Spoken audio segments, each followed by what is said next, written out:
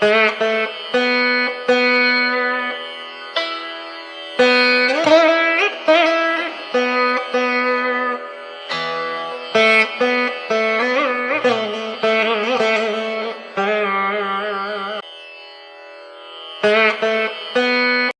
ಎಲ್ಲರೂ ಹೇಗಿದ್ದೀರಾ? Welcome back to Ashu ಲೋಕ.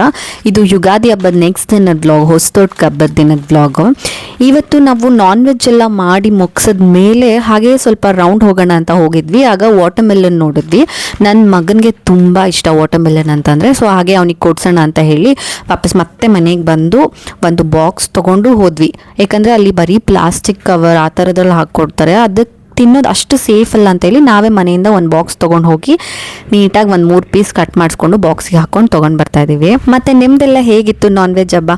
ನಮ್ಮದಂತೂ ತುಂಬ ಚೆನ್ನಾಗಿತ್ತು. ನಾನು ಒಂದಷ್ಟು ವೆರೈಟೀಸ್ ಚಿಕನ್, ಮಟನ್, ಫಿಶ್ ಮೂರಲ್ಲೂ ಒಂದಷ್ಟು ವೆರೈಟಿ ಫುಡ್ ಮಾಡಿದ್ದೆ.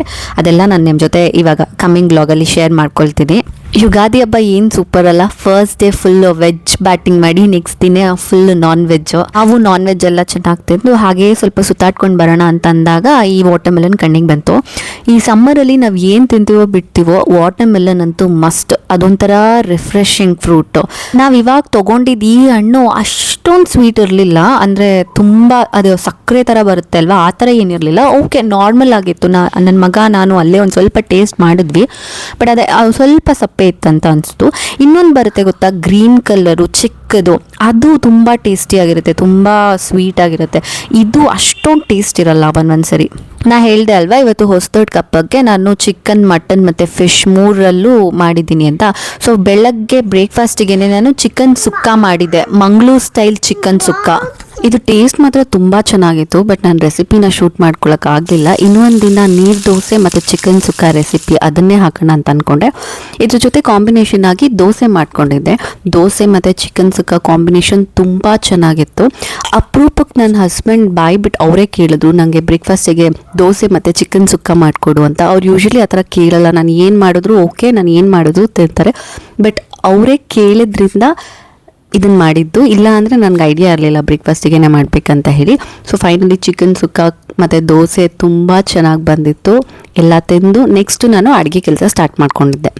ನನ್ನ ಹಸ್ಬೆಂಡ್ ಅಂತೂ ಫುಲ್ ಖುಷಿ ಆಗಿಬಿಟ್ಟಿದ್ರು, ಬಿಕಾಸ್ ಅವ್ರು ತುಂಬ ದಿನ ಆಗಿತ್ತಂತೆ ರೆಸ್ಟೋರೆಂಟಲ್ಲಿ ಯಾವಾಗಲೂ ಚಿಕನ್ ಸುಕ್ಕ ತಿಂದಿದ್ದು. ಸೊ ಅವರಿಗೆ ತಿನ್ನಬೇಕಂತ ತುಂಬ ಬೈಕೆ ಆಗಿಬಿಟ್ಟಿತ್ತು. ಸೊ ಫೈನಲಿ ಮಾಡಿಕೊಟ್ಟೆ ಅಲ್ವಾ, ತುಂಬ ಚೆನ್ನಾಗಿ ಬೇರೆ ಬಂದಿತ್ತು.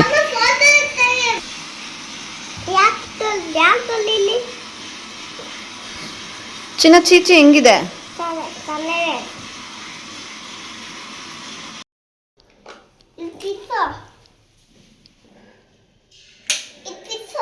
ಫಿಶಾ? ಎಲ್ಲಿಂದ ತಗೊಂಬಂದೆ? ಅಂಗಡಿಲಿ ತಗೊಂಬಂದೆ.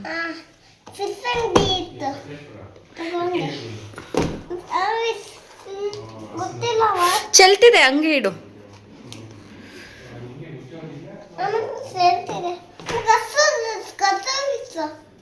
ಕಚ್ತಾ ಫಿಶು? ಮೈ ಗಾಡ್, ಈ ಫಿಶ್ ಕಚ್ತಾ ನಿನಗೆ? ಹಾಂ, ಇದು ಕಚ್ತಾ? ಅದಕ್ಕೆ ಬಾಯಲ್ಲಿದೆ?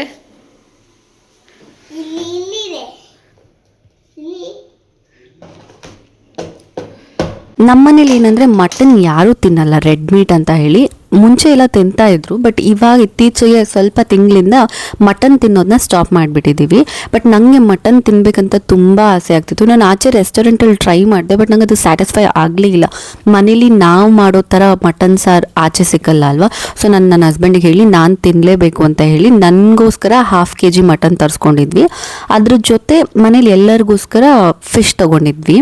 ಫಿಶ್ ಐ ಥಿಂಕ್ 1.5 kg ಏನೋ ಬಂದಿತ್ತು ಅನ್ಸುತ್ತೆ, ಮಟನ್ 1/2 kg. ನಾನಿಲ್ಲಿ ಫಸ್ಟ್ ಫಿಶ್ನ ಮ್ಯಾರಿನೇಟ್ ಮಾಡೋಕ್ಕೆ ಮಸಾಲ ಪೇಸ್ಟ್ ರೆಡಿ ಮಾಡ್ತಿದ್ದೀನಿ. ನಾನಿಲ್ಲಿ ಫಸ್ಟ್ ಒಂದು 12 ಬ್ಯಾಡ್ಗೆ ಮೆಣಸಿನ್ಕಾಯಿ, 1 ಸ್ಪೂನ್ ಮೆಣಸು, 1 ಸ್ಪೂನ್ ಜೀರಿಗೆ, 1 ಈರುಳ್ಳಿ, 2 ಈರುಳ್ಳಿ, 1 ಗೆಡ್ಡೆ ಬೆಳ್ಳುಳ್ಳಿ, ಮೆಣಸಿನ್ಕಾಯಿನ ಬಾಯ್ಲ್ ಮಾಡ್ಕೊಂಡಿರಬೇಕು. ಅದಾದಮೇಲೆ ಸ್ವಲ್ಪ ಹುಣಸೆಹಣ್ಣು, ಸ್ವಲ್ಪ ಅರಿಶಿಣದ ಪುಡಿ, ಉಪ್ಪು, ಕರಿಬೇವು ಸೊಪ್ಪು, ಸ್ವಲ್ಪ ನೀರು ಹಾಕಿ ಫೈನ್ ಪೇಸ್ಟ್ ಮಾಡ್ಕೊಳ್ಬೇಕು. ಇದು ಫಿಶ್ನ ಮ್ಯಾರಿನೇಟ್ ಮಾಡೋದಕ್ಕೆ ಮಸಾಲ ಪೇಸ್ಟು. ಬ್ಯಾಡಗಿ ಮೆಣಸಿನ್ಕಾಯಿ ನೀವು ಫಸ್ಟೇ ಬಾಯ್ಲ್ ಮಾಡ್ಕೊಂಡಿರಬೇಕು. ಸೊ ಇದೆಷ್ಟು ಹಾಕಿ ಮಸಾಲೆ ಒಂದು ಪೇಸ್ಟ್ ರೆಡಿ ಮಾಡಿಕೊಂಡು ನಾನಿಲ್ಲಿ ಒಂದು 5-6 ಸ್ಪೂನ್ ಆಗುವಷ್ಟು ಮಸಾಲೆನ ಎತ್ತಿಟ್ಕೊಳ್ತಾ ಇದ್ದೀನಿ. ಇದು ಏನಕ್ಕೆ ಅಂತ ಮುಂದೆ ಹೇಳ್ತೀನಿ. ಫಸ್ಟ್ ನೀವು ಮಸಾಲ ಪೇಸ್ಟ್ ರೆಡಿ ಆದ ತಕ್ಷಣ ಒಂದು 5-6 ಸ್ಪೂನ್ ಎತ್ತಿಟ್ಕೊಂಡ್ಬಿಡಿ.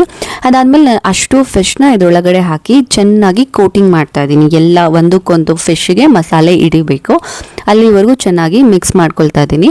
ಸೊ ಈ ಥರ ಮ್ಯಾರಿನೇಟ್ ಮಾಡಿ ನಾವು ಆಲ್ಮೋಸ್ಟ್ 1 ಅವರ್ ಆದರೂ ಫ್ರಿಡ್ಜಲ್ಲಿ ಎತ್ತಿಟ್ಟಿರಬೇಕು. ಆವಾಗ ಮಸಾಲೆ ಚೆನ್ನಾಗಿ ಇಟ್ಕೊಂಡಿರುತ್ತೆ ಫಿಶ್ಗೆ. ಇದ್ರ ಜೊತೆ ಒಂದು ಅರ್ಧ ಹೋಳು ನಿಂಬೆಹಣ್ಣು ಹಾಕ್ಕೊಳ್ತಾ ಇದ್ದೀನಿ. ಇದು ತುಂಬ ಟೇಸ್ಟಿಯಾಗಿರುತ್ತೆ. ಈ ಥರ ನೀವು ಟ್ರೈ ಮಾಡಿದ್ರೆ ಈ ಮಸಾಲ ಪೇಸ್ಟ್ ಅಂಗಡಿಯಲ್ಲಿ ಸಿಗೋ ಪೌಡರ್ ಹಾಕಿ ಮಾಡೋದಕ್ಕಿಂತ ಈ ಥರ ಮನೆಯಲ್ಲೇ ನಾವೇ ಮಸಾಲ ಪೇಸ್ಟ್ ರೆಡಿ ಮಾಡ್ಕೊಂಡು ಮಾಡಿದ್ರೆ ಫಿಶ್ ತುಂಬ ಚೆನ್ನಾಗಿರುತ್ತೆ.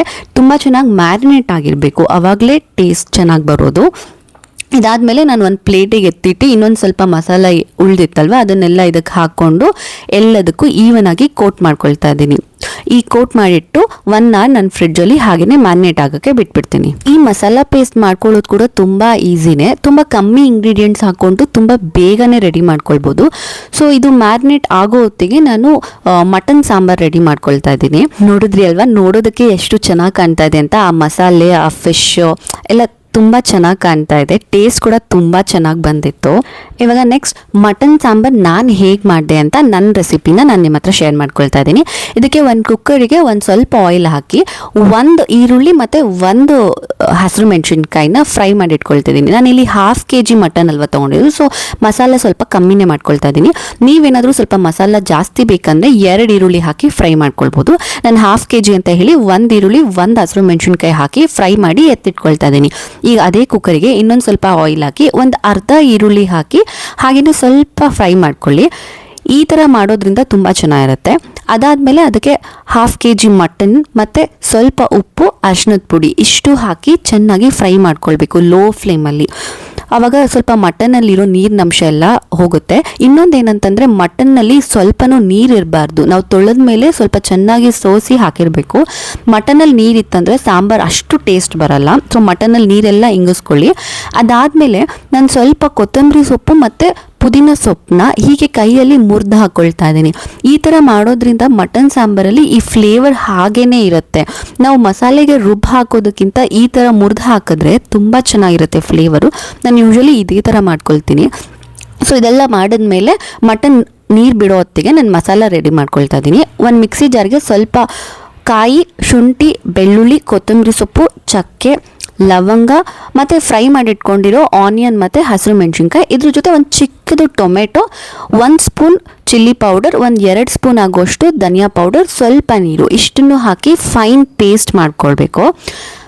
ನೋಡಿ ಆ ಮಸಾಲ ರೆಡಿ ಆಗೋ ಹೊತ್ತಿಗೆ ಇಲ್ಲಿ ಮಟನಲ್ಲೆಲ್ಲ ಚೆನ್ನಾಗಿ ನೀರು ಬಿಟ್ಕೊಳ್ತಾ ಇದೆ. ನೀರು ಸ್ವಲ್ಪನೂ ಇರಬಾರ್ದು, ಚೆನ್ನಾಗಿ ಇಂಗಬೇಕು. ಅಲ್ಲಿವರೆಗೂ ನಾವು ಮಟನ್ನ ಫ್ರೈ ಮಾಡ್ಕೊಳ್ಬೇಕು. ಅದಾದಮೇಲೆ ನೀರೆಲ್ಲ ಇಂಗದ ಮೇಲೆ ಏನು ಪೇಸ್ಟ್ ಇರುತ್ತೆ ಮಸಾಲ ಪೇಸ್ಟು ಅದನ್ನು ಹಾಕ್ಕೊಂಡು ಚೆನ್ನಾಗಿ ಮಿಕ್ಸ್ ಮಾಡ್ಕೊಳ್ಬೇಕು. ಸೊ ಆ ಮಟನ್ನಿಗೆ ಆ ಮಸಾಲೆ ಎಲ್ಲ ಸ್ವಲ್ಪ ಹಿಡಿಬೇಕು, ಅಲ್ಲಿವರೆಗೂ ಒಂದು ಸ್ವಲ್ಪ ಫ್ರೈ ಮಾಡ್ಕೊಳ್ಬೇಕು. ಅದಾದಮೇಲೆ ನೀರು ಹಾಕ್ಕೊಳ್ಬೇಕು. ಎಷ್ಟು ಬೇಕು ಕನ್ಸಿಸ್ಟೆನ್ಸಿ ನೋಡಿಕೊಂಡು ನೀರು ಹಾಕ್ಕೊಳ್ಳಿ. ಸ್ವಲ್ಪ ತೆಳ್ಳಗೆ ಇರಬೇಕು ಮಟನ್ ಸಾಂಬಾರು, ಯಾಕಂದರೆ ನಾವು ಕುಕ್ಕರ್ ವಿಸಿಲ್ ಒಂದು 7-8 ಕೂಗಿಸ್ತೀವಲ್ವ, ಅಷ್ಟೊತ್ತಿಗೆ ಗಟ್ಟಿ ಆಗಿಬಿಡುತ್ತೆ. ಫಸ್ಟೇ ಗಟ್ಟಿ ಮಾಡಿದ್ರೆ ಅವಾಗ ವಿಸಿಲ್ ಕೂಗ್ಸಿದ್ಮೇಲೆ ಇನ್ನೂ ಜಾಸ್ತಿ ಗಟ್ಟಿಯಾಗಿಬಿಡುತ್ತೆ. ಇಲ್ಲಿ ನೋಡ್ಬೋದು ನೀವು, ನಾನೊಂದು 6-7 ವಿಸಿಲ್ ಕೂಗ್ಸಿದ್ಮೇಲೆ ಅದಾದಮೇಲೆ ಮಟನ್ ಸಾಂಬಾರು ಎಷ್ಟು ಚೆನ್ನಾಗಿ ಕಾಣ್ತದೆ. ಇದು ಬಿಸಿ ಇರುವಾಗಲೇ ಒಂದು ಸ್ವಲ್ಪ ಕೊತ್ತಂಬರಿ ಸೊಪ್ಪನ್ನ ಹಾಗೆ ಹಾಕ್ಬಿಟ್ಟು ಮಿಕ್ಸ್ ಮಾಡಿಕೊಂಡ್ರೆ ಆವಾಗ ಇನ್ನೂ ಟೇಸ್ಟ್ ಚೆನ್ನಾಗಿರುತ್ತೆ. ಏನಾದರೂ ಸಾಂಬಾರು ತಣ್ಣಗಾಕಿದ್ರೆ ಸ್ವಲ್ಪ ಬಿಸಿ ಮಾಡಿ ಕೊತ್ತಂಬರಿ ಸೊಪ್ಪು ಹಾಕ್ಕೊಂಡ್ರೆ ಚೆನ್ನಾಗಿರುತ್ತೆ. ಈ ಕಡೆ ಮಟನ್ ಸಾಂಬಾರು ಆಗೋ ಹೊತ್ತಿಗೆ ಫಿಶ್ ಕೂಡ ಚೆನ್ನಾಗಿ ಮ್ಯಾರಿನೇಟ್ ಆಗಿ ಮಸಾಲೆ ಎಲ್ಲ ಚೆನ್ನಾಗಿ ಹಿಡ್ದಿತ್ತು ಫಿಶ್ಶಿಗೆ. ಸೊ ನಾನು ಟೇಸ್ಟ್ ಕೂಡ ನೋಡಿದ್ದೆ, ಸ್ವಲ್ಪ ಮಸಾಲೆ ಇದು ಟ್ಯಾಂಗಿಯಾಗಿ ತುಂಬ ಚೆನ್ನಾಗಿತ್ತು. ಉಪ್ಪು, ಖಾರ, ಹುಳಿ ಎಲ್ಲ ಕರೆಕ್ಟಾಗಿತ್ತು. ಸೊ ಫಿಶ್ಶಿಗೆ ಕೂಡ ಚೆನ್ನಾಗಿ ಹಿಡ್ದಿತ್ತು. ಇವಾಗ ಫಿಶ್ನ ನಾನು ಏರ್ ಫ್ರೈಯರಲ್ಲಿ ಹಾಕಿ ಬೇಕ್ ಮಾಡ್ತಾ ಇದ್ದೀನಿ. ಯೂಶ್ವಲಿ ತವಾ ಮೇಲೆ ಹಾಕಿದ್ರೆ ಆಯಿಲ್ ಎಲ್ಲ ಜಾಸ್ತಿ ಹಾಕಬೇಕು. ಸೊ ಏರ್ ಫ್ರೈಯರಲ್ಲಿ ಫಿಶ್ನ ಬೇಕ್ ಮಾಡೋ ಆಪ್ಷನ್ ಕೂಡ ಇದೆ. ಸೊ ನಾನು ಅದನ್ನೇ ಯೂಸ್ ಮಾಡ್ಕೊಳ್ತೀನಿ.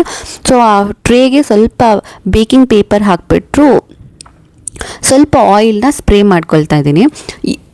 ಹಾಗೇನೂ ಮಾಡ್ಬೋದು ಆ್ಯಕ್ಚುಲಿ ಆಯಿಲ್ ಇಲ್ಲದೇ, ಫಿಶಲ್ಲೇ ಆಯಿಲ್ ಚೆನ್ನಾಗಿ ಬಿಟ್ಕೊಳ್ಳುತ್ತೆ. ಬಟ್ ನಾನೊಂದು ಸ್ವಲ್ಪ ಆಯಿಲ್ ಹಾಕ್ತಾಯಿದ್ದೀನಿ.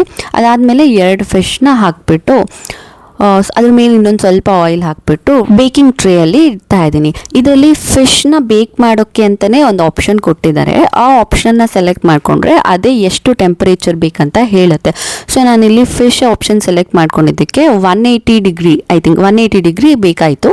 ಸೊ ಟೈಮ್ ಬಂದು 15 ಮಿನಿಟ್ಸ್ ಹೇಳ್ತು. ಬಟ್ ನಾನು ಟೈಮರ್ನ 7 ಮಿನಿಟ್ಸ್ಗೆ ಸೆಟ್ ಮಾಡ್ತಾ ಇದ್ದೀನಿ. ಏನಕ್ಕೆ ಅಂತಂದರೆ 7 ಮಿನಿಟ್ಸ್ ಆದಮೇಲೆ ಮತ್ತೆ ಆಚೆ ತೆಗೆದು ನಾನೇನು ಎತ್ತಿಟ್ಕೊಂಡಿದ್ದೆ ಅಲ್ವಾ ಮಸಾಲ ಪೇಸ್ಟು, ಆ ಮಸಾಲ ಪೇಸ್ಟ್ನ ಇನ್ನೊಂದು ಸರಿ ಕೋಟ್ ಮಾಡ್ತಾ ಇದ್ದೀನಿ. ಆವಾಗ ಬರೀ ಫಿಶ್ ಆ ಥರ ಇರೋದಿಲ್ಲ, ಮಸಾಲೆ ಎಲ್ಲ ಚೆನ್ನಾಗಿ ಸಿಗುತ್ತೆ ಬಾಯಿಗೆ ಕೂಡ. ಸೊ ಎರಡೂ ಕಡೆ ನಾನು ಮತ್ತೆ ಮಸಾಲೆನ ಕೋಟ್ ಮಾಡಿ ಇನ್ನೊಂದು ಕಡೆ ಫ್ಲಿಪ್ ಮಾಡ್ತಾ ಇದ್ದೀನಿ. ಸೊ ಆವಾಗ ಎರಡೂ ಸೈಡು ಚೆನ್ನಾಗಿ ಬೇಕಾಗುತ್ತೆ ಫಿಶು. ಇನ್ನೊಂದು ಕಡೆ ಫ್ಲಿಪ್ ಮಾಡಿ ಮತ್ತೆ ಏರ್ ಫ್ರೈಯರಿಗೆ ಹಾಕಿ ಮತ್ತೆ 7 to 8 ಮಿನಿಟ್ಸ್ ಬೇಕ್ ಮಾಡ್ಕೊಳ್ತಿದ್ದೀನಿ. ಸೊ ಆವಾಗ ನಿಮಗೆ ಎರಡೂ ಕಡೆ ಫಿಶ್ ಚೆನ್ನಾಗಿ ಈವನ್ ಆಗಿ ಬೇಕಾಗಿರುತ್ತೆ ಆ್ಯಂಡ್ ತಿನ್ನೋದಕ್ಕೆ ಕೂಡ ಚೆನ್ನಾಗಿದೆ. ನೋಡಿ ಎಷ್ಟು ಚೆನ್ನಾಗಿ ಕಾಣ್ತಿದೆ ಎರಡೂ ಕಡೆ ಬೇಕ್ ಆದಮೇಲೆ ಇರೋ. ಸೊ ಫೈನಲಿ ಎಲ್ಲ ಅಡುಗೆ ಮುಗೀತು. ನಾನು ಏನೇನು ಮಾಡಿದ್ದೆ ಅಂತಂದರೆ ದೋಸೆ, ಆಮೇಲೆ ರಸಮ್, ಯಾಕಂದರೆ ಎಲ್ಲರೂ ಮಟನ್ ಸಾಂಬಾರು ತಿನ್ನಲ್ಲ ಅಲ್ವಾ. ಸೊ ರಸಮ್ ಜೊತೆ ಫಿಶ್ ಫ್ರೈ ತಿನ್ನೋಕೆ ಚೆನ್ನಾಗಿರುತ್ತೆ ಕಾಂಬಿನೇಷನ್ ಅಂತ ಹೇಳಿ ರಸಮ್ ಮಾಡಿದ್ದೀನಿ. ಅದಾದಮೇಲೆ ಫಿಶ್ ತವಾ ಫ್ರೈ. ಆ್ಯಕ್ಚುಲಿ ಇನ್ನೂ ಸ್ವಲ್ಪ ಫಿಶ್ ಆಗ್ತಾ ಇದೆ ಏರ್ ಫ್ರೈಯರ್ಲಿ, ಸದ್ಯಕ್ಕೆ 2 ಆಗಿತ್ತು, ನಾನು ಅದನ್ನೇ ತೋರಿಸ್ತಾ ಇದ್ದೀನಿ. ಇದ್ರ ಜೊತೆಗೆ ವೈಟ್ ರೈಸ್ ಮಾಡ್ಕೊಂಡಿದ್ದೆ, ಮುದ್ದೆ ಮಾಡಿರಲಿಲ್ಲ ಯಾಕಂದರೆ ಎಲ್ಲರೂ ಮಟನ್ ಸಾಂಬಾರು ತಿನ್ನಲ್ಲ, ಇನ್ನು ಮುದ್ದೆ ವೇಸ್ಟ್ ಆಗುತ್ತೆ ಅಂತ ಹೇಳಿ ಮುದ್ದೆ ಮಾಡಿರಲಿಲ್ಲ. ಆಮೇಲೆ ಬೆಳಗ್ಗೆ ಬ್ರೇಕ್ಫಾಸ್ಟಿಗೆ ಚಿಕನ್ ಸುಕ್ಕ ಮಾಡಿದ್ದೆ ಅಲ್ವಾ, ಅದು ಹಾಗೇನೆ ಮಧ್ಯಾಹ್ನಕ್ಕೆ ಆಯಿತು. ಅದ್ರ ಜೊತೆಗೆ ಅರ್ಧ kg ಹಾಕಿ ಮಟನ್ ಸಾಂಬಾರು ಮಾಡಿದ್ದೆ. ಸೊ ನೋಡಿ ಹೇಗೆ ಬಂದಿದೆ ಸಾಂಬಾರು, ನೋಡೋಕ್ಕೆ ಎಷ್ಟು ಚೆನ್ನಾಗಿ ಕಾಣ್ತಿದೆ ಅಲ್ವಾ ಸಾಂಬಾರು. ಆ್ಯಕ್ಚುಲಿ ಟೇಸ್ಟ್ ಕೂಡ ತುಂಬ ಚೆನ್ನಾಗಿ ಬಂದಿತ್ತು. ಅದಾದಮೇಲೆ ದೋಸೆ ಕೂಡ ಇನ್ನೂ ಆಗ್ತಾ ಇದೆ. ಇದ್ರ ಜೊತೆಗೆ ಹೇರ್ ಫ್ರೈಯರ್ನಲ್ಲಿ ಇನ್ನೂ ಮಿಕ್ಕಿದ ಫಿಶ್ ಎಲ್ಲ ಫ್ರೈ ಮಾಡ್ಕೊಳ್ತಾ ಇದ್ದೀನಿ. ಇದು ಬಂದು ನೈಟು ನಾವು ಹೋಟೆಲಿಗೆ ಹೋಗಿದ್ವಿ, ಸ್ವಲ್ಪ ಕಾಫಿ ಆಚೆ ಹೋಗಿ ಕಾಫಿ ಕುಡಿಯೋಣ ಅಂತ, ಆವಾಗ ಕ್ಯಾಪ್ಚರ್ ಮಾಡಿದ್ದು.